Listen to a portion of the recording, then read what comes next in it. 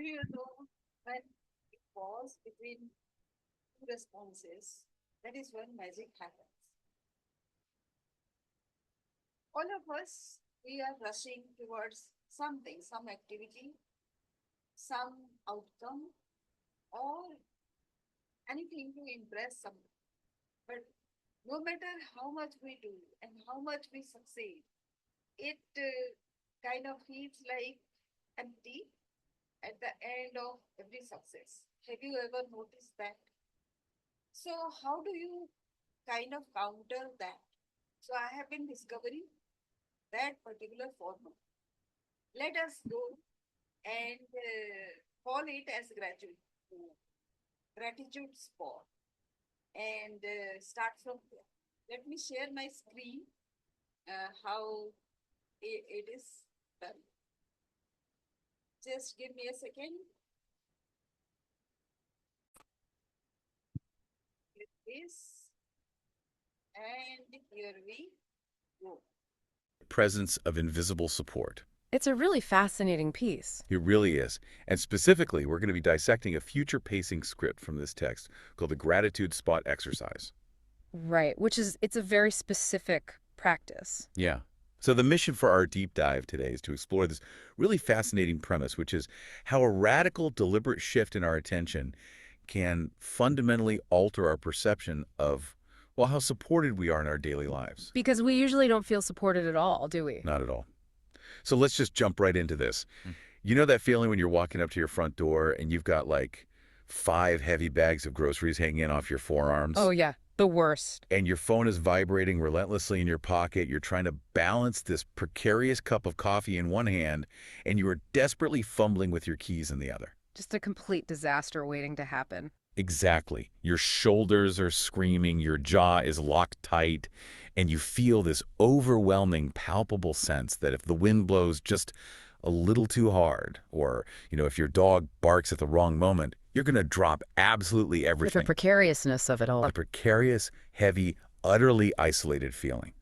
That is exactly how so many of us carry our own minds on a daily basis. It really is the default state of modern life, isn't it? I mean, we're walking around gripping everything so tightly, carrying this immense psychological weight. Yeah. And the tragedy of it is that we are utterly convinced we're doing it completely alone. We think we are entirely unsupported. Okay, let's unpack this.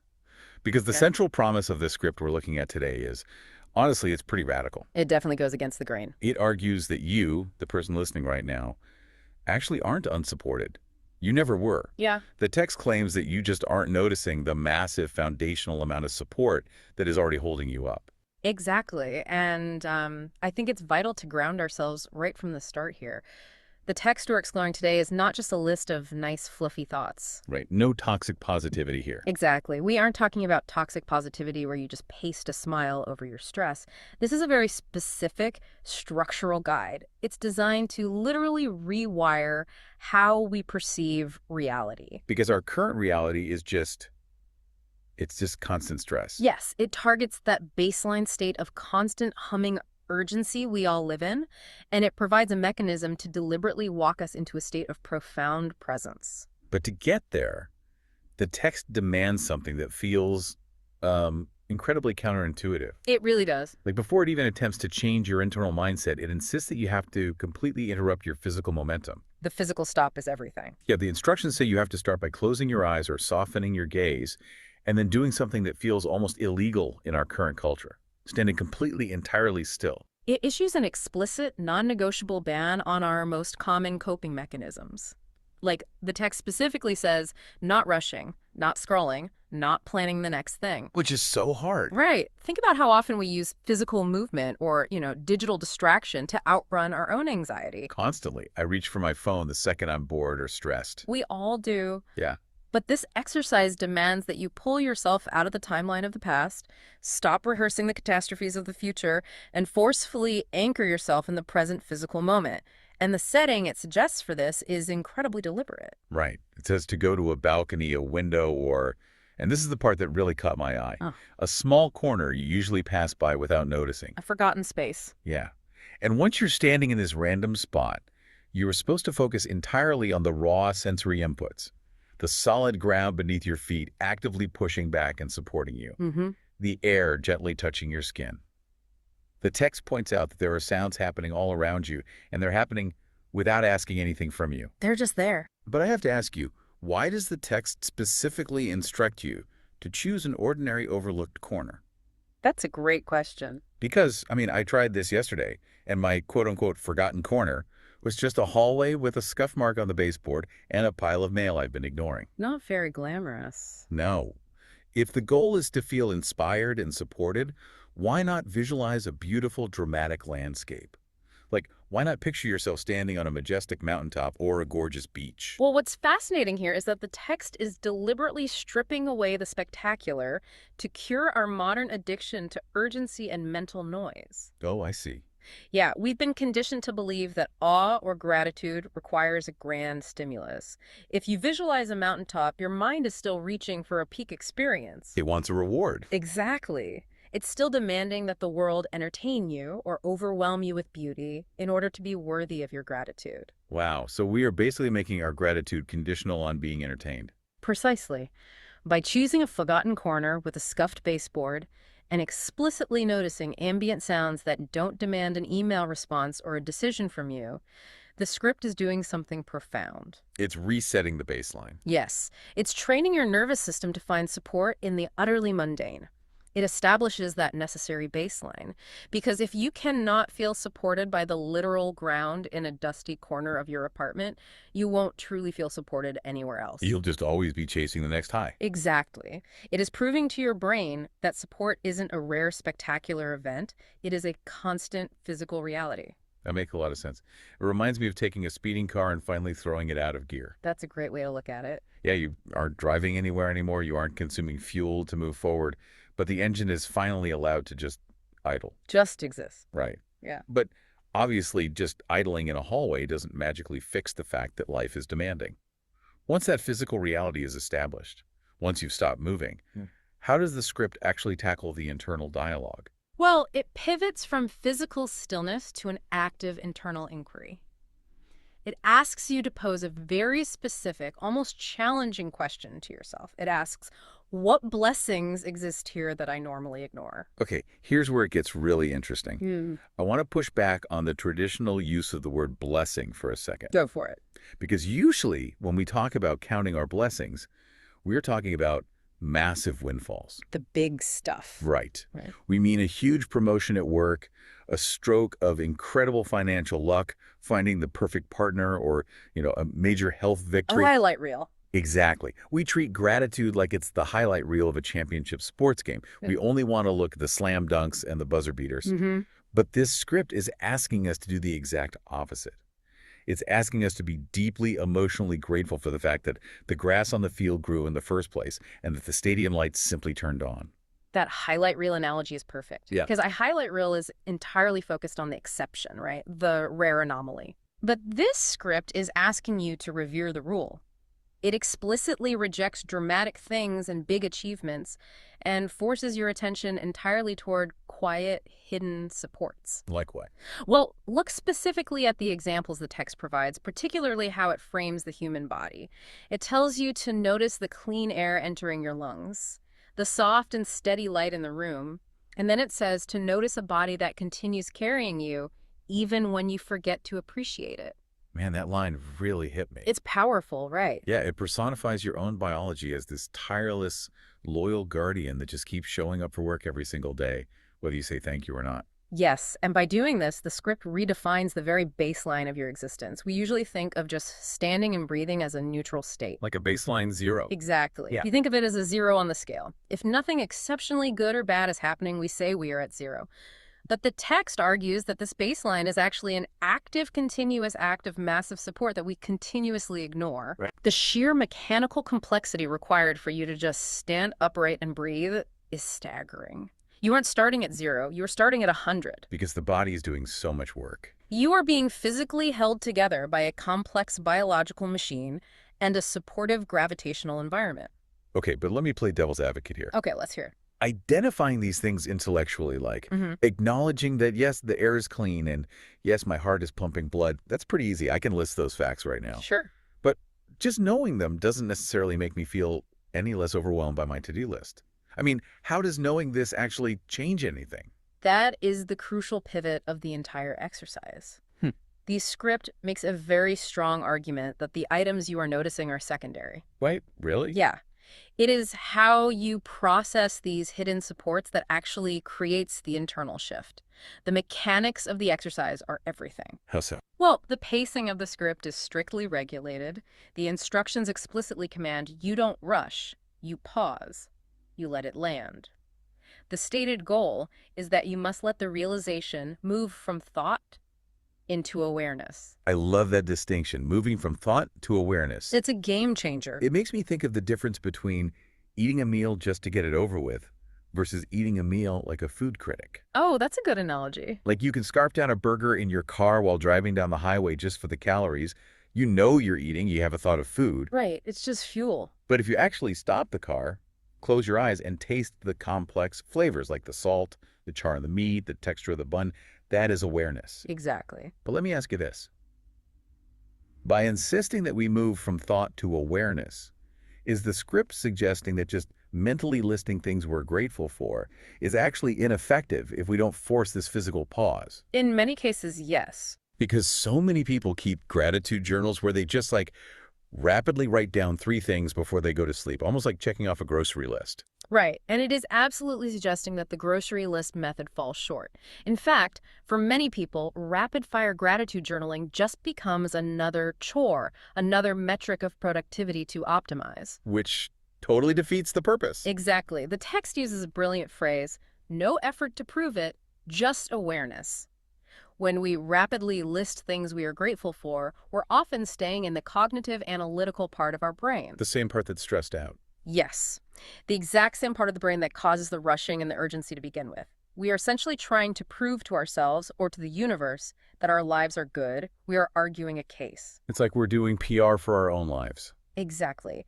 But the psychological mechanism at play in this script bypasses that entirely. The transformation doesn't come from the item being observed, the air or the light. It comes from the deliberate, sustained pacing. The actual pause. By forcing the pause, by letting the fact really land, you are signaling to your nervous system that it is safe to downshift. You are moving out of the sympathetic nervous system, the fight or flight mode, and into the parasympathetic state. Oh, wow. You're giving your body permission to drop its heaviness. You are moving from intellectualizing your gratitude to physically embodying it. That makes so much sense. Yeah. You can't outthink an overwhelmed brain. You have to outfeel it. Precisely. So once you have mastered this mechanic, once you have successfully moved from a fleeting thought to a deep bodily awareness using the air and the ground in your forgotten corner, the script doesn't just leave you there. No, it expands. Right? It guides you to expand the scope.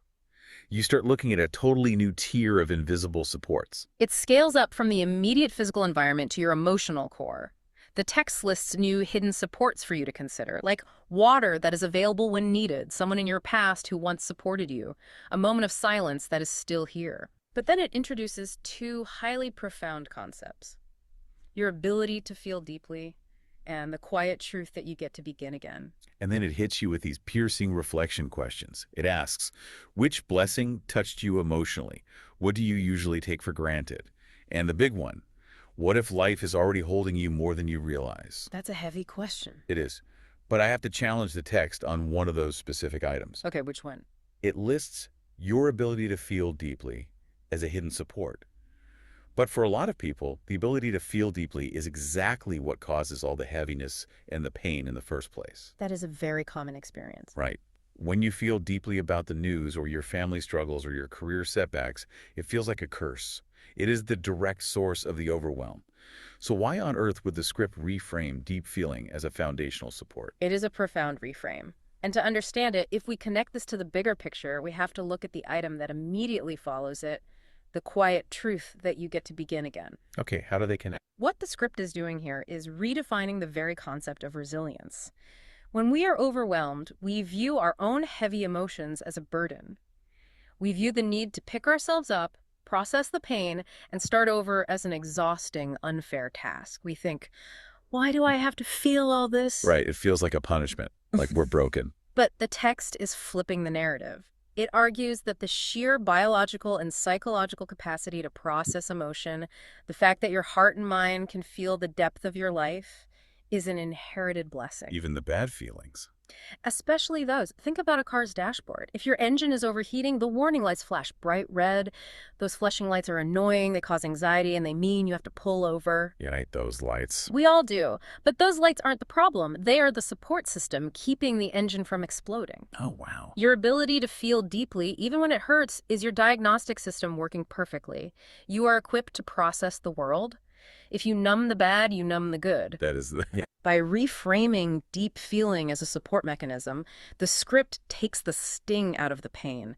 It reminds you that your sensitivity is a tool, a built-in survival mechanism, not a weakness. That is brilliant. The warning light isn't the failure, it's the feature saving your life. Exactly. And that connects perfectly to getting to begin again. The fact that we have the agency to change course, to take a breath, and restart our perspective at any given moment, that's a massive support. Yes, and it makes a bold claim after you realize this. It says that you feel different now, not because life has changed, but because your attention has changed. Right. The world is the exact same. The external stressors, the emails, the bills, the noisy dog, they are all still there, but your internal posture toward them has transformed. Which brings us to the final and I think the most crucial evolution of this exercise. Because, let's be honest, the ultimate test of any mindfulness script isn't how well it functions when you are standing quietly alone in an unnoticed corner. No, of course not. The real test is how it holds up when that piece is entirely shattered and you are back in the chaos of your day. Exactly. The text doesn't just leave you on the balcony feeling serene. It shifts into what it calls future pacing. It asks you to explicitly imagine the future version of yourself, specifically in difficult, messy moments. It gives you clear instructions to use this exact practice when stress rises, when emotions feel heavy, and when life gets completely overwhelming. It wants you to return to that pause. Yeah. The core transformation here is beautiful. It says, gratitude is no longer something you wait for. It becomes something you practice in real time. It completely shifts gratitude from a retrospective activity to a real-time intervention. It ceases to be a reflective diary entry at the end of the day and becomes an active shield in the middle of the storm. It's like putting on a pair of high-end noise-canceling headphones. I love that. You don't wait until you already have a splitting headache from the roar of the airplane engine to put them on. You put them on the exact second you sit in the seat to actively neutralize the chaos as it happens. Right. And to help you do this, the script gives you a physical action and a spoken mantra. It says to place your hand on your heart and silently say, thank you for what I already have while I continue becoming who I am meant to be. Such a powerful phrase. It is, but I have to stop here because this raises an important question. There's a really fascinating tension in that mantra. Okay, let's explore it. How does the script balance the deep, almost radical contentment of accepting what I already have with the forward, ambitious momentum of becoming who I am meant to be? It's a delicate balance. Because, let's be real, doesn't true deep gratitude sort of kill our drive to grow? Like if we are perfectly content with the dust in the corner and the fact that we are just breathing, why ever try to clean the house? Why innovate? Why strive for a better career or a better world? It's a paradox that trips up a lot of highly driven people. We have this societal fear that acceptance breeds complacency. But let's dissect the text's final realization. You are never as unsupported as your mind believed. You are just not noticing. The text treats the feeling of being unsupported as a trick of the mind, a flaw in your attention, not a flaw in your reality. Okay, but how does that tie into ambition? Because of where ambition usually comes from. Oh, I see. When you feel chronically unsupported, you operate entirely out of fear and scarcity. Your drive to grow becomes frantic and anxious. Like you're running away from something. Yes. You are running away from failure, running away from poverty, running away from being unloved. You think you have to achieve who you are meant to be in order to finally earn the right to feel secure. Oh, wow.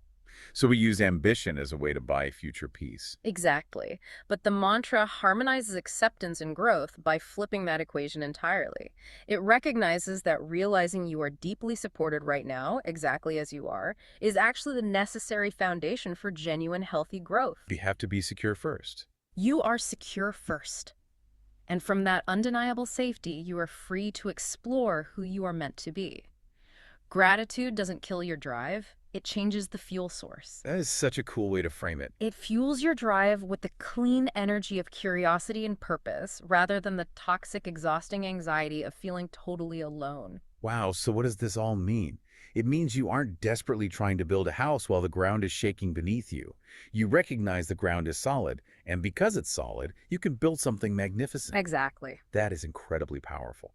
So to bring this all together for everyone listening, let's just briefly recap the journey we took through this source material. It's been quite a journey. It has. We started by doing the hardest thing of all for a modern human.